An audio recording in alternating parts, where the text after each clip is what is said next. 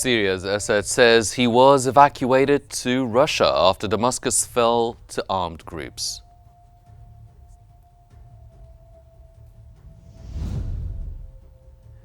Egypt and Jordan advocate for Syria's unity and call for a ceasefire and the delivery of aid in Gaza.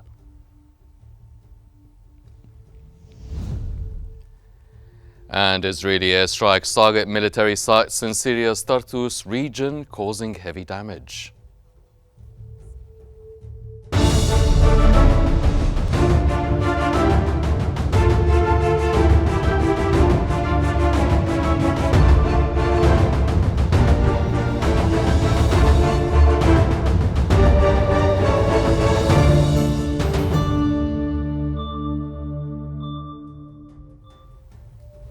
It's 10 to 8 p.m. Cairo local time and you're now watching Q News. We begin today's bulletin with the latest developments in Syria.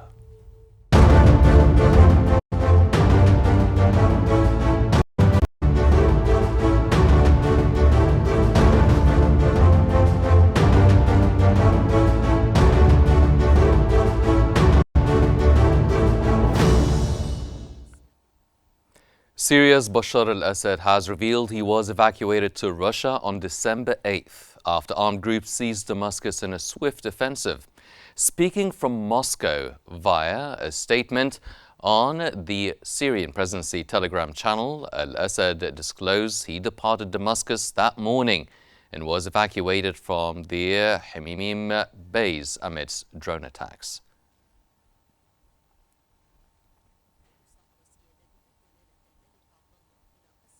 UN Special Envoy to Syria, Geir Pedersen, has visited the Sidnaya prison, a facility notorious as a slaughterhouse under the regime of President Bashar al-Assad. Thousands of prisoners were released after Assad's regime was toppled on December 8th, following a swift rebel advance that ended over 5 decades of his family's rule. Many detainees were reunited with tearful relatives who feared that they had been executed years earlier.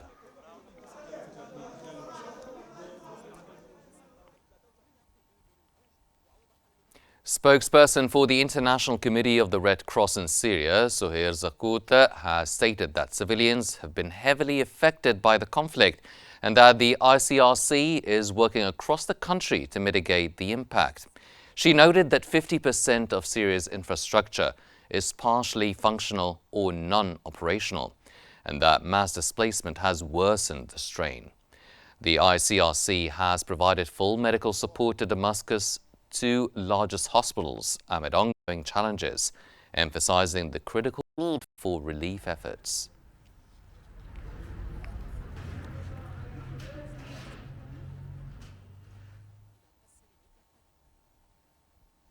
Egyptian President Abdel Fattah al-Sisi and Jordan's King Abdullah II have underscored the importance of preserving Syria's unity and territorial integrity. The 2 leaders discussed the escalating crisis in Palestine, calling for a Gaza ceasefire and urgent humanitarian aid. They rejected Palestinian displacement and reiterated support for a 2-state solution.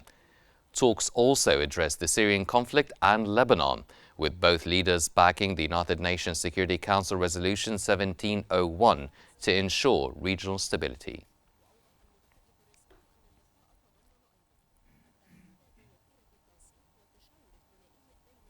Israeli warplanes have launched a series of intensive airstrikes targeting military sites in Syria's coastal Tartus region. Reports indicate that the strikes hit air defense units and ground-to-ground missile storage. Syrian media described them as the heaviest attacks in the region since Israeli airstrikes began in 2012. The recent raids destroyed military equipment and laboratories, but did not cause any casualties. Israel has been targeting Syrian military sites for years, claiming its goal is to prevent threats from armed factions.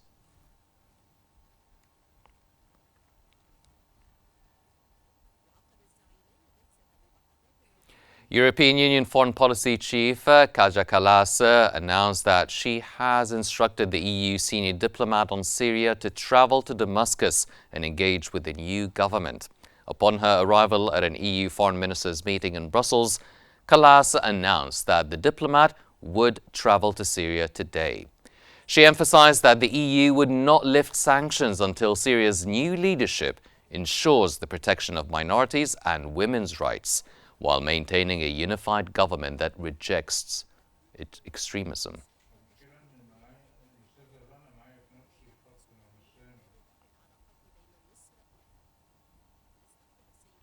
The Syrian Military Operations Command has announced that its leader, Ahmed al-Shara, also known as Abu Muhammad al-Julani, discussed with the UN envoy to Syria, Geir Pedersen, the need to reconsider the 2015 UN Security Council roadmap.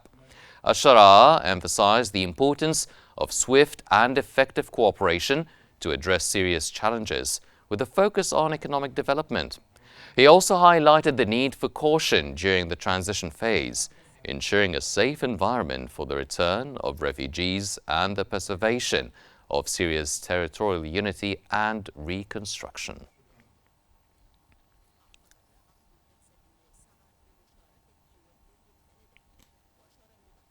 United Nations Under-Secretary General for Humanitarian Affairs Thomas Fletcher has arrived in Damascus, where he is expected to meet with officials from Hayat Tahrir al-Sham.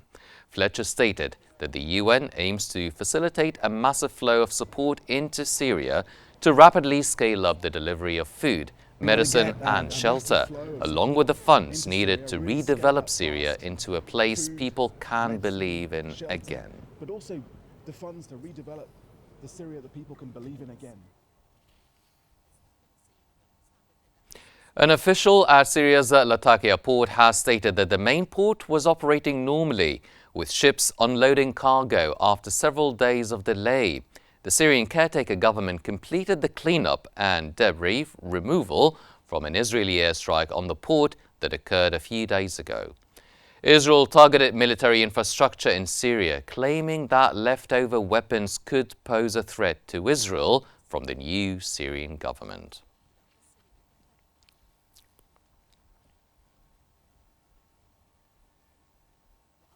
Tensions are escalating as Israeli airstrikes on Syria's military infrastructure intensify regional instability and exacerbate the humanitarian crisis. The situation in Syria continues to escalate amidst ongoing conflict and foreign military transgressions. Syrian media reported that an Israeli airstrike targeted a military site in the western Homs province. The attack reportedly killed 7 individuals and injured at least 11 others. This strike is part of a series of massive Israeli strikes on Syria's military infrastructure, reflecting heightened regional tensions.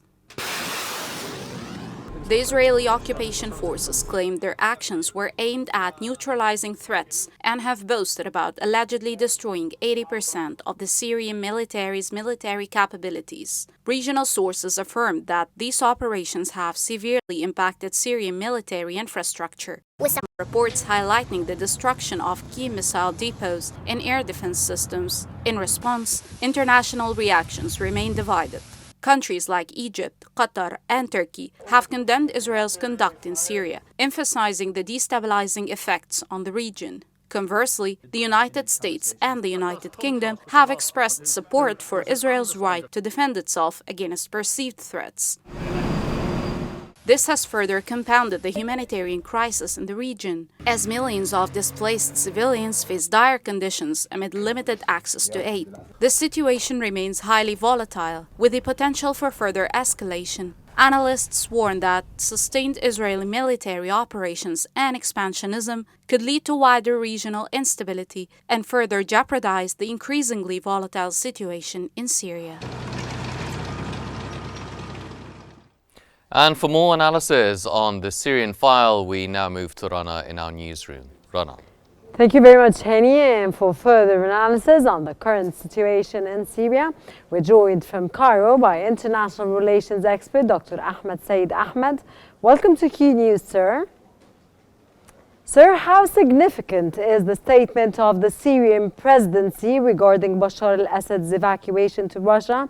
And what message does this statement send?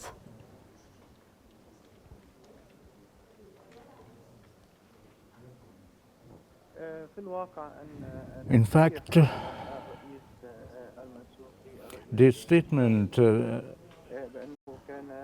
presidency of Syria that the President Bashar al-Assad that he had to flee to Russia. He was saying that he was going to fight what he considered the insurgents and supported by Russia. And I think that this could constitute a negative message to justify what happened, as the former Syrian President Bashar al-Assad relied on the foreign support from Russia and Iran in confronting the opposition factions, and never resorted to taking the advantage of the previous opportunities relating to sitting and the political dialogue with the opposition and working on the political reform. But he better the foreign powers, Iran and Russia, to support him to resume in power. And when the Russian forces and the Iranians abandoned him, and the withdrawal of the Syrian army, he couldn't have held it before the advancement of the opposition and fled. And I think this message is trying to justify the fleet. But I think that the content of the message and justifying is condemning Bashar al-Assad and reflected that the Syrian army abandoned the state that has negative repercussions. And sir, from your own narrative, you mean and you want to say that Bashar al-Assad fled Syria and left Syria, and it was not about the statement, and it was nothing that came out of the statement was constructive. Ultimately, I try to say he wouldn't have to flee or to request the right of refugees, but he said that the withdrawal of the Syrian army and not to confront the abandonment of Russian and Iranian that led him to flee. And this justification, I think that he won't convince the Syrian who took to the street celebrating his fleet, but this fleet and withdrawal had left negative repercussions that led to that the occupied Israeli forces exploited the situation, as well as the withdrawal of the Syrian army to advance and to occupy the Golan Heights, and also that has also another repercussions to destroy the military. Okay, Syrian definitely, army. sir. And But how is the ICRC addressing serious infrastructural challenges and the humanitarian needs of displaced civilians at this point, sir?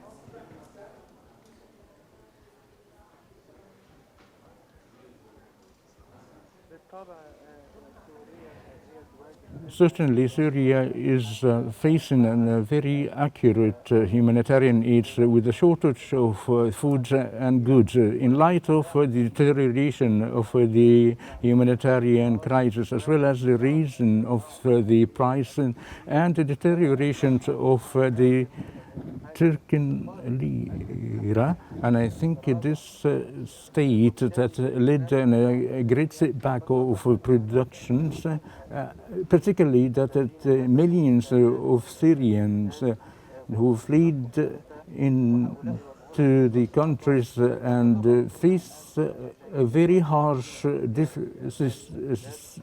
conditions. In addition to the returnees started to return to the country, that affected negatively on the situations in Syria, with the impact of the productions in institutions, and hence that would require humanitarian aid, whether from the ICRC or the Arab countries. In particular, that the statement of Al-Aqaba and the contact committee affirmed the importance of supporting Syria in light of the great challenges, the suffering, the deterioration of life economically, and in light of the uncertainty of the new administration in Syria, as well as the stability in light of the transitional term and the attempt of reconstruct the Syrian institutions. All this imposes the foreign countries, in particular the ICRC, to support and help Syria. Perfect. So, sir, how do Israel's intensified airstrikes in Syria reflect its long-term strategy in the region, of course, considering the violation of international law, of course, the 1974 agreement that, of course, Israel completely forgot about, or, of course, is denying now at this point. And, of course, how do you read what's taking place, sir?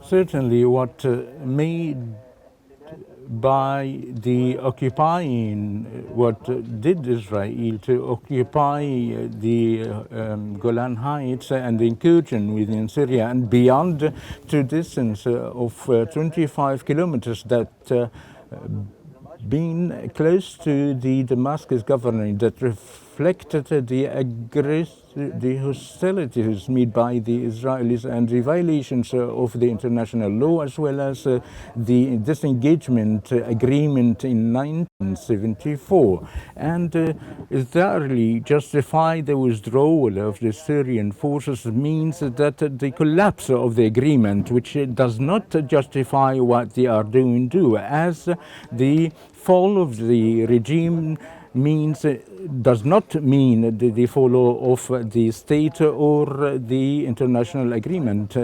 That's why it violates the international agreement and destroy the military forces. As we talk, the airstrikes and raids to the military sites would pose a threat to the future of Syria and a threat to the stability in the region. Therefore, Egypt, along with the Arab nations, condemned this occupation and against the sovereignty in Syria and demanded Israel to halt their aggression, and also rejected the latest Israeli step to double the settlers and the establishment in the settlement in the Golan Heights. All these attempts is just to try to impose the policy of de facto, and of course it would have a great risk to the stability that generated a decisive stance from Egypt and the Arab countries, as well as the Aqaba statement, and as well as the European countries. Germany stated that they never recognized the annexation of Golan, and I think that they never recognized, sir. Dr. Ahmed Saeed Ahmed, of course, that was a valuable, informative insight. I thank you very much, international relations experts. Thank you very much for being with us. And now back again to you, Hani Saif. Thank you, Rana. Ladies and gentlemen, now we move to the latest developments in Lebanon.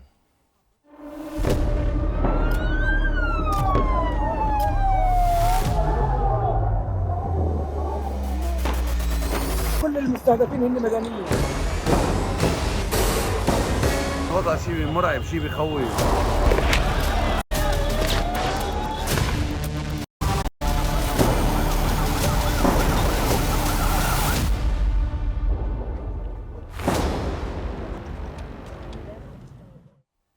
Lebanese caretaker Prime Minister Najib Mikati has expressed appreciation for Greece's ongoing support for Lebanon, emphasizing the importance of bilateral cooperation in various areas.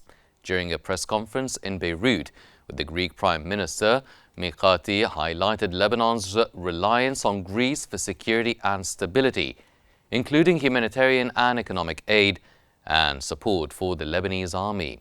He stressed on the need for the full implementation of the ceasefire terms in Lebanon and called for the immediate cessation of Israeli aggression, citing its worsening humanitarian and security impact.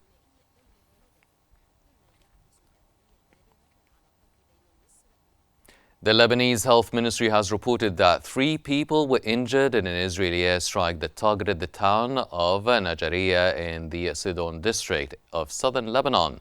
Meanwhile, the Israeli military has issued a fresh warning to residents of more than 60 towns in southern Lebanon, advising them not to return to their areas.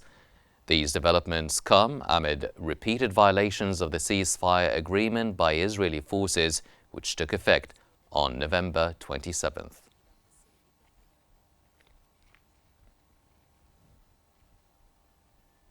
The Lebanese National News Agency has reported that Israeli occupation forces have demolished several homes in the western sector near Naqoura, Shayhin and Jibin in the Tir district of southern Lebanon. A spokesperson for the Israeli occupation military stated that the 91st Division continues its operations in 10 different areas across Lebanon.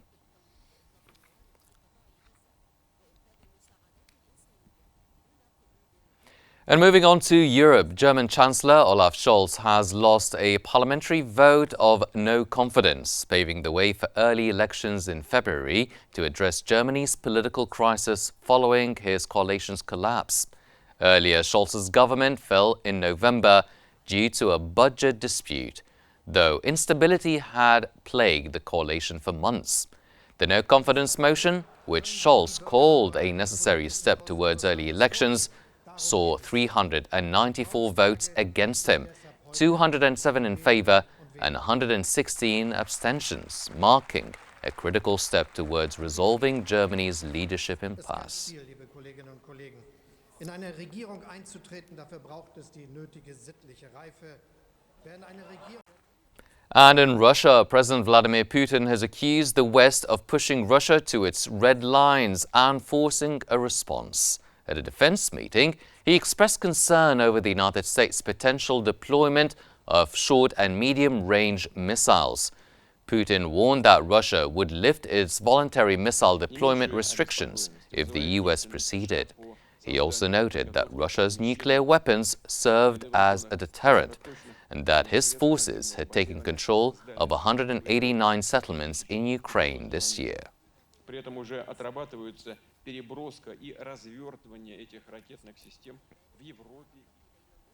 Ukraine has accused Russia of causing a major oil spill in the Kerch Strait, which leads to the Black Sea, citing unsafe practices like using aging tankers and leaving 2 vessels at sea during a storm.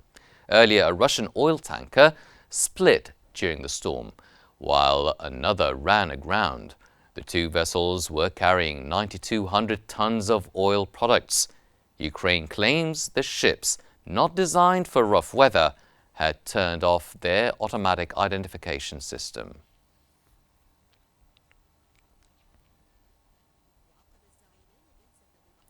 Russia has stated that its forces hit multiple Ukrainian military targets, including a fighter jet. The Russian Defense Ministry said in a briefing on Sunday that in the past day, the Russian army took control of 2 settlements and launched strikes on Ukrainian radars, military airport infrastructure, and US-made Patriot missile launchers. From the other side, Ukraine reported on the same day that its troops repelled Russian attacks.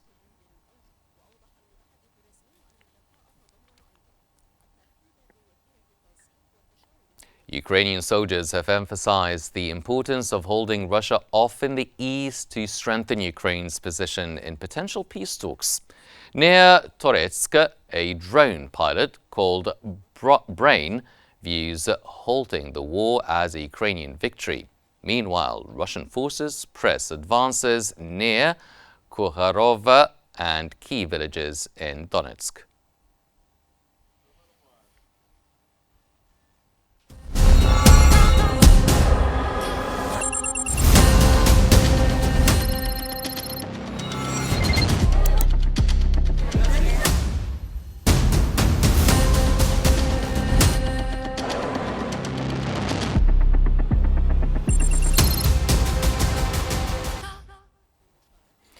In economic updates, spot gold prices gained on Monday, supported by ongoing geopolitical concerns and lower U.S. Treasury yields, as markets awaited the Federal Reserve's policy meeting, where a third rate cut and clues on the 2025 outlook are expected. Spot gold was up 0.3% at $2,655.39 per ounce. U.S. gold futures slipped 0.1% to $2,674.10. The U.S. 10-year Treasury yields dipped 0.2%, further supporting bullion.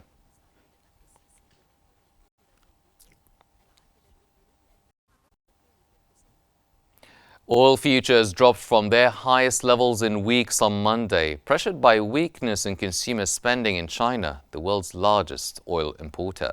Brent crude futures fell 0.4% to $74.17 a barrel after settling on Friday at their highest since November 22nd.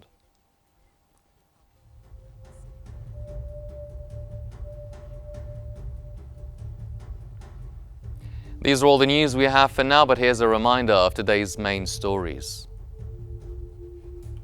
Syria's al-Assad says he was evacuated to Russia after Damascus fell to armed groups.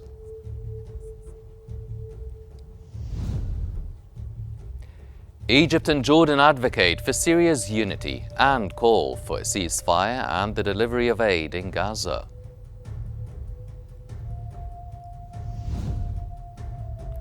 And Israeli airstrikes target military sites in Syria's Tartus region, causing heavy damage.